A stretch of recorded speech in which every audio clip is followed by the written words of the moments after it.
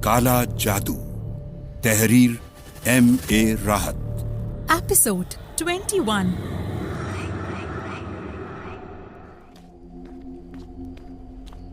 Salim bag अरे अरे करते रह गए, मगर मैं नीचे कूद गया। बस दिल पर यह तलबतारी हो गई थी, और फिर मैं कोढ़ी भी नहीं था। मेरा बदन मजबूत था, मैं ये फासला तय कर सकता था। मैंने अहाते की दीवार उबूर की और तेजी से दौड़ने लगा। मुझे दौड़ने में कोई दिक्कत नहीं हो रही थी। रुख का तयन कर लिया था और उसी जानिब दौड़ रहा था। माहौल पर दहशतनाक सन्नाटा तारी था। चारों तरफ हू का आलम था। अस्पताल की इमारत बहुत पीछे रह गई। रास्ते नाहमवार थे। कई जगह ठोकरें लगी और मैंने दौड़ने की रफ्तार हल्की कर दी। अब ये खौफ नहीं रहा था कि अस्पताल के मुलाजिम मुझे पकड़ लेंगे। पीछे ऐसे आसार भी नहीं थे। मेरे इर्द गिर्द झाड़ियां उगी हुई थीं और कहीं कहीं यूं महसूस होता था जैसे कोई मुझे देख रहा हो। मैंने दौड़ना तर्क करके चलना शुरू कर दिया। कुछ और आगे बढ़ा तो कहीं दूर से कुत्ते के भौंकने की आवाजें उभरी और फिर अचानक कहीं गीदड़ रोने लगे। ये आवाज कभी कभी बिल्कुल इंसानी आवाज लगने लगती थी। अचानक मेरे हलक से खौफजदा आवाज निकल गई और मैं रुक गया। काले रंग का एक हौलनाक कुत्ता मुझसे कुछ ही फासले पर एक झाड़ी की आड़ से निकल आया था। वो कुत्ता ही था, लेकिन उसकी जिसामत नाकाबिले यकीन थी। कदो कामत में वो किसी गधे जितना लगता था। आंखें रात होने के बावजूद चमक रही थीं और खून में डूबी हुई महसूस होती थीं। जबड़े कानों तक खुले हुए थे। उसने मुझे देखकर गुर्राना शुरू कर दिया और ऐसी पोजीशन बना ली जैसे मुझ पर छलांग लगाना चाहता हो। मेरे आगे बढ़ने के रास्ते मजदूद हो गए थे। खौफ के मारे मेरी गिग्घी बन गई। उसूलन मुझे पलटकर भागना चाहिए था, मगर भागने की हिम्मत भी नहीं हो रही थी। कुत्ता खौफनाक आवाज में गुर्राता रहा और फिर वो वहशतनाक अंदाज में चीखा और उसने अगले दोनों पंजे दबाकर मुझ पर छलांग लगा दी। मेरी आंखें खुद ब खुद बंद हो गईं। मैं मरने के लिए तैयार हो गया। मुझे यकीन था कि एक लम्हे में वो मुझे दबोच लेगा और मेरी गर्दन अपने इंतहाई हद तक खुले जबड़ों में दबा लेगा और उसके बाद शायद मैं दूसरी सांस भी ना ले सकूंगा। मुझे उसके बदन की हवा अपने सर से गुजरती हुई महसूस हुई। वो शायद मेरे ऊपर से गुजरकर दूसरी तरफ निकल गया था। छलांग की गलती हो गई थी उससे, मगर उसके गिरने की आवाज नहीं सुनी थी मैंने। अलबत्ता मेरा पलटना फितरी था। बस इसे बचाव की एक कोशिश कहा जा सकता था, लेकिन पीछे कुछ भी नहीं था। मेरा मुंह हैरत से खुल गया। दूर दूर तक निगाहें दौड़ाई, मगर कोई मुतहर्रिक शय न दिखाई दी। दूर दूर तक वही खामोशी, वही सन्नाटा तारी था। तब अचानक मुझे एहसास हुआ कि वो कुत्ता नहीं था, बल्कि मेरा रास्ता रोका जा रहा था। इस एहसास ने मुझे बहुत हिम्मत बख्शी। अगर यही बात है तो फिर मेरा रास्ता कोई नहीं रोक सकेगा, बल्कि इस कोशिश ने मेरी हिम्मत और बढ़ा दी थी। मेरे दांत भींच गए, दिमाग में खून की गर्दिश तेज हो गई, कनपटियां गर्म हो गईं और मैंने आगे कदम बढ़ाने शुरू कर दिए। कुछ फासला तय किया था कि अचानक फटफट की आवाज सुनाई दी। एक बड़ी झाड़ी के पीछे से कुछ गिद्ध निकल आए थे। उनकी लंबी गर्दनें हिल रही थीं और उन्होंने अपने पर चादर की तरह फैलाए हुए थे। आसमान पर खुले हुए तारों की छांव में वो इंतहाई भयानक लग रहे थे। उनकी तादाद 6 थी और वो इस तरह कतार में फैल गए थे कि दूर तक का रास्ता बंद हो गया था। फिर उन्होंने मेरी तरफ बढ़ना शुरू कर दिया। बिल्कुल यूं लग रहा था जैसे बहुत से लोग एक दूसरे के हाथ पकड़े किसी पर घेरा डाल रहे हों। मेरे हलक से एक वहशियाना दहाड़ निकली और मैं खुद उनकी तरफ दौड़ पड़ा। खौफ और जोश में डूबी अपनी आवाज खुद मुझे बहुत भयानक लगी थी। और अचानक वो गिद्ध आगे बढ़ने से रुक गए और फिर उनमें अबतरी सी फैलने लगी। वो अब मुंतशिर हो रहे थे और वो अपने पैरों पर उछलने लगे। इसी तरह उछलते हुए वो पीछे हट रहे थे। जो ही मैं गिद्ध के करीब पहुंचा तो उसने एक भयानक चीख मारी, अपने पर दबाए और फिजा में परवास कर गया। ये दूसरों के लिए पैगाम था, क्योंकि उसके उड़ते ही दूसरे गिद्धों ने भी जमीन छोड़ दी थी। इसके बाद वो दोबारा नीचे नहीं झुके और बुलंद होकर मुख्तलिफ सिमतों को परवास कर गए। खौफ मेरी रगो पै में समा गया था, लेकिन इस खौफ के साथ एक जोश भी था। मेरा बदन ईट रहा था, मगर कदम दीवाना वार आगे बढ़ रहे थे। अब शायद मैं मजार के करीब पहुंच रहा था, क्योंकि झाड़ियों के एक ऊंचे सिलसिले की दूसरी तरफ से रोशनी छन रही थी। उधर से कुछ आवाजें भी सुनाई दे रही थीं। इंसानी आवाजें थीं। वो कुछ गा रहे थे, न जाने क्या। आवाजें मुबहम थीं। मैं तेज तेज कदम उठाता हुआ झाड़ियों की दूसरी तरफ निकल गया। रोशनियां मशालों की थीं जो चंद लोगों ने हाथों में उठाई हुई थीं। उन्होंने एक हल्का सा बना रखा था और उनके दरमियान चंद मलंग रक्स कर रहे थे। वो कुछ गाते भी जा रहे थे जो समझ में नहीं आ रहा था। उनके जिस्मों पर मटियाले रंग की कफनियां थीं जो लहरें ले रही थीं। वो किसी कदर गहराई में थे और मैं ऐसी जगह था जहां से मैं उन्हें बखूबी देख सकता था। मेरा अंदाजा गलत था।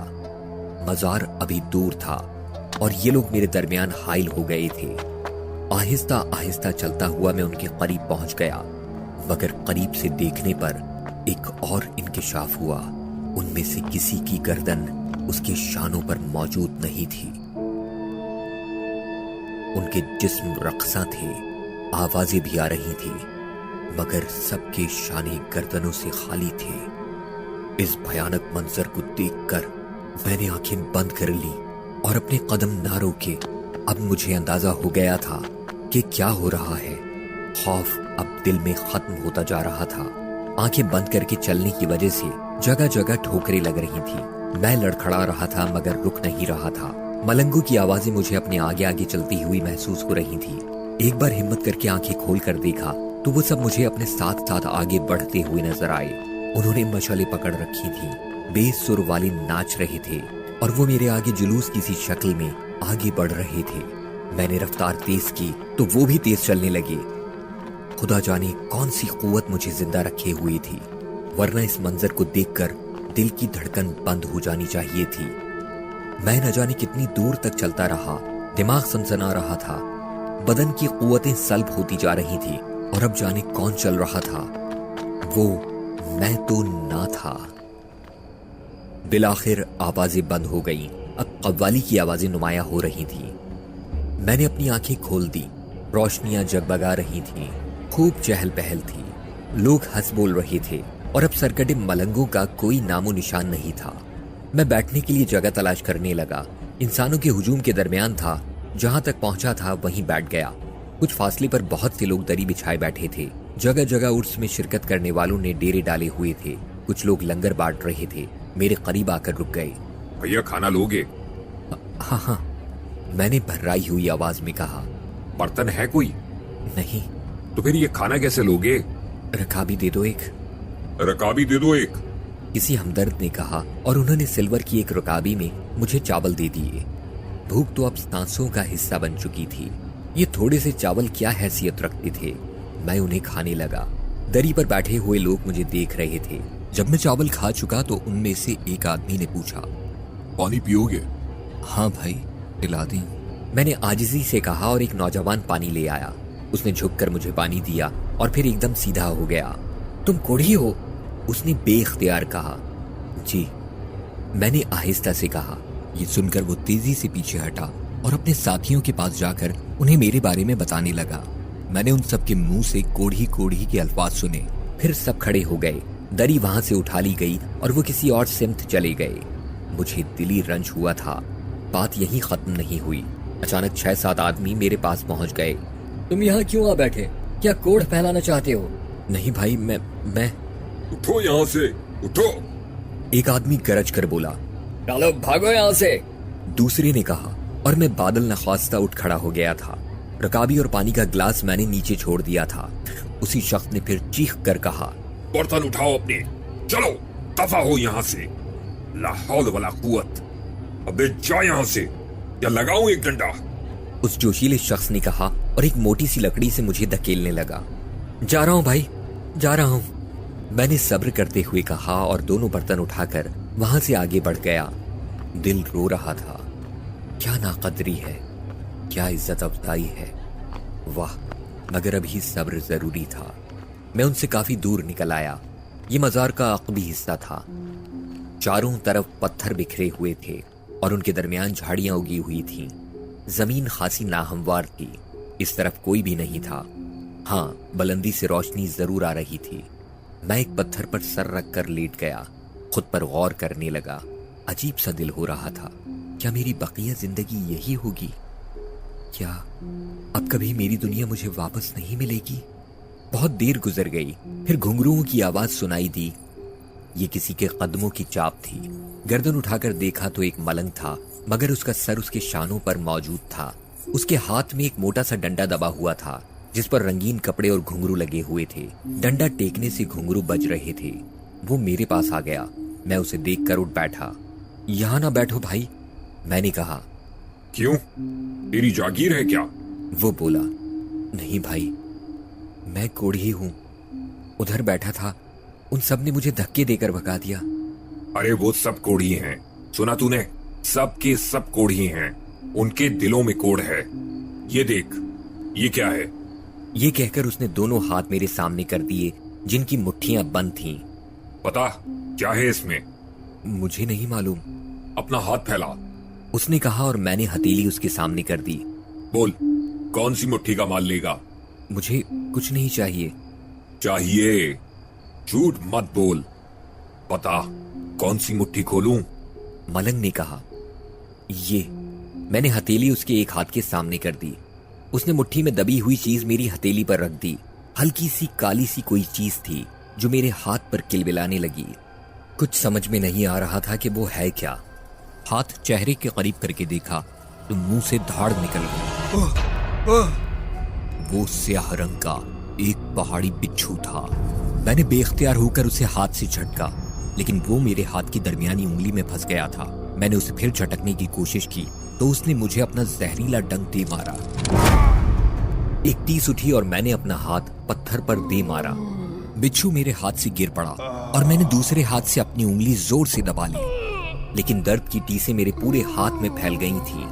काले पहाड़ी बिच्छू के बारे में मैंने सुन रखा था कि पत्थर पर डंक मार दें तो संख्या बन जाता है, हाथी को काट लें तो उसका गोश्त पानी बनकर बह जाता है, और इसी काले बिच्छू ने अब मुझे काटा था। दर्द था कि खून की रवानी के साथ शाने, सीने, कमर और फिर पूरे बदन में फैल गया। आंखों के सामने अंधेरा छाने लगा। मैं इस नाकाबिले बर्दाश्त तकलीफ से पागल हो गया। अपने हलक से निकलने वाली चीखें मुझे अजीब लग रही थी। सोचने समझने की कुव्वतें सल्ब हो गई थी। मेरा बदन जमीन से कई कई फुट ऊंचा उछल उछल कर नीचे गिर रहा था। सारे बदन में दर्द के अंगारे दहक रहे थे। फिर न जाने किस तरह उठा और अंधों की तरह भागना शुरू कर दिया। मालूम नहीं कितनी दूर तक दौड़ा था कि किसी चीज से टकराया और सर में चोट लग गई। मगर सर की ये चोट मेहरबान थी, इसने मुझे अजियत से निजात दिला दी थी। शायद मैं बेहोश हो गया था और न जाने कब तक बेहोश रहा। होश आया तो परिंदे चहचहा रहे थे। सुबह का सुहाना वक्त था। सर पर किसी दरख्त का साया था और बदन पानी में भीगा हुआ था। मैं पानी में पड़ा हुआ था। कुछ समझ में नहीं आया। एक कर्राह के साथ उठकर बैठ गया। बड़ी पुरस्कार, बड़ी अजीब सी जगह थी। बरगद का एक अजीम शान दरख्त मुझसे कोई 10 गज के फासले पर था, मगर उसका फैलाव कोई 50 गज के दायरे में होगा। उसकी डाढ़ियां लटकी हुई थी। जिस जगह मैं बैठा हुआ था यहाँ घास उगी हुई थी और काई लगे पत्थर जा बजा फैले हुए थे, और उन पत्थरों से मध्यम सी आवाज के साथ पानी उबल रहा था। ये पानी घास को भिगोता हुआ नालियों की शक्ल में बहता हुआ दूर निकल जाता था। शायद इन पत्थरों से चश्मा उबल रहा था। ताहद्दे निगाह किसी इंसान का वजूद नहीं था। हाँ, परिंदे बकसरत नजर आ रहे थे जो बरगद की शाखों पर फुदक रहे थे, इधर से उधर परवाज कर रहे थे, जमीन पर बिखरे पत्थरों पर बैठे हुए थे। फजा में खरबूजों की एक तेज महक फैली हुई थी। मैं अजनबी नजरों से माहौल को देखता रहा। गुजरते वाकयात याद आने लगे। उस मलंग ने बदतरीन हरकत की थी। न जाने उसकी दूसरी मुट्ठी में क्या था। ओह, उस खतरनाक बिच्छू के काटने के बाद भी मैं जिंदा हूँ। शदीद तकलीफ में शायद मजार शरीफ से दौड़ता हुआ बहुत दूर निकल आया था, वरना वो आसपास जरूर नजर आ जाता। ये तो आबादी से दूर कोई वीरान जगह थी। न जाने कौन सी जगह है और मैं उससे कितना दूर निकल आया हूँ। मेरे हाथ में अब तकलीफ नहीं थी। उस उंगली को देखा जिस पर बिच्छू ने काटा था। उंगली पर कोई निशान नहीं था, लेकिन कुछ और नजर आया, और जो नजर आया उसने एक बार फिर दीवाना कर दिया। कोढ़ मेरे पूरे बदन में फैल चुका था। हाथ पांव की शक्ल बदलती जा रही थी। उंगलियां और हथेली खून और पीप से भरी हुई थी, मगर उस वक्त उन जख्मों पर खुरंड नजर आ रहे थे। काले काले खुरंड, जैसे जख्म अचानक सूख गए हों। मेरे जख्म ठीक हो गए थे। मेरा कोढ़ सूख रहा था। ऐसे में किसी के अल्फाज याद आए, जहर जहर का तिर्याक होता है। उस काले पहाड़ी बिच्छू के जहर ने मुझे कोढ़ से निजात दिला दी थी। मैं दीवानों की तरह अपने बदन के एक एक हिस्से को देखने लगा। सब जगह खाक सी उड़ रही थी। मैं ठीक हो गया था। मेरा दिल अकीदत से भर गया। मेरी लगन रंग लाई थी। उस चश्मा फैज से मुझे सेहत मिली थी। ओह, मैं ठीक हो गया था।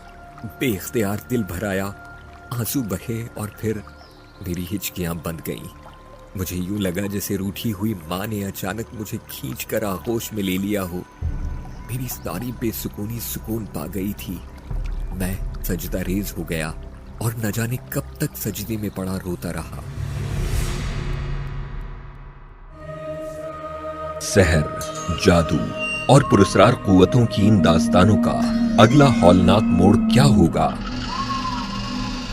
काला जादू का बकिया हिस्सा और मजीद नॉवेल सुनने के लिए अभी गोया ऐप सब्सक्राइब करें। लिंक डिस्क्रिप्शन में मौजूद है।